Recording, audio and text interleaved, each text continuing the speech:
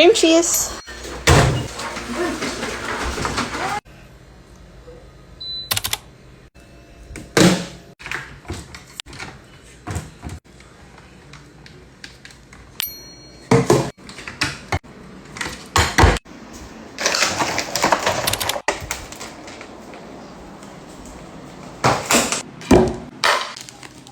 Meron tayo ditong dinner rolls. Alam niyo na yung gagawin natin for today's video. Magda-diet tayo. Hala, hindi talaga.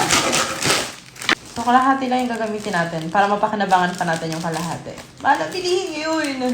Kung wala kayong makitang ganito na dinner rolls, nabili ko lang to sa SM Supermarket. Pwede naman yung monay lang. Basta tinapay. Tapos kumuha lang kayo ng bread knife para hindi mapipi yung mga tinapay niya. Pero kung wala kayong ganitong klaseng kutsilyo, ala, sobrang ano naman ng dalawa. Narinig niyo ba sila mama at papa? Nagkakadal sila sa noo.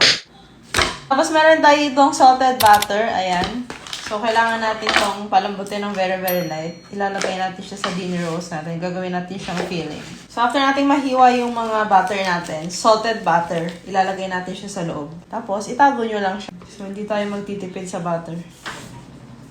Ito, optional lang to. Pero kung gusto nyo maglagay ng cream cheese, for the go. Na-try nyo na ba yung coffee ba na may cream cheese? Masarap siya.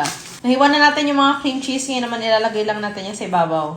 Yan, ganyan. Perfect. Optional lang naman to, pero kung wala kayong cream cheese na available, kapag, alam mo yun, nag-crave din kayo sa ganito, huwag nyo lang lagyan. Pero mas masarap talaga pag may cream cheese, I swear. Lalo na kung mahilig ka sa coffee buns, na kumadi ka dito. Pag nalagyan na natin ng salted butter tsaka ng cream cheese, aside muna natin, tapos gagawa na tayo ng coffee bun filling.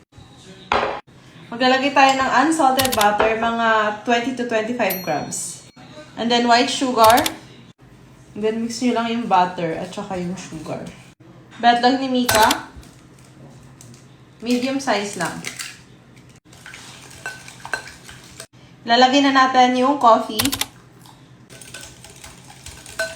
Maglalagay din tayo ng vanilla. Importante ito, hindi ito optional. Kailangan maglalagay ng vanilla.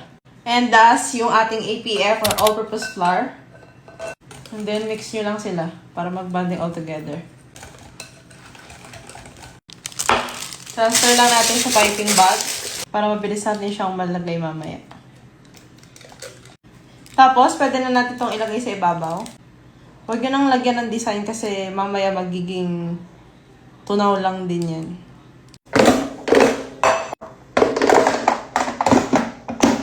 So, 180 Celsius, tapos 15 minutes.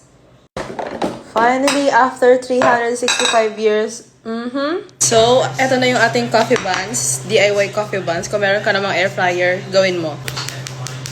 And, nilagyan natin ito ng cream cheese, kaya mas masarap siya. I-try nyo. Pwede nyo rin siyang lagyan ng chocolate sa loob if ayaw nyo ng cream cheese. Sabi ko naman sa inyo, pag gagawa kayo nito, huwag nyo talagang tipilin sa butter. Mas masarap siya. Nagawa ko na ito before, pero sa oven. Yung may air fryer na kami, mas madali ko siyang nagawa. And mas masarap to kasi dun sa una ko nagawa kasi nga may cream cheese. Mas marami siyang butter, so mas masarap siya.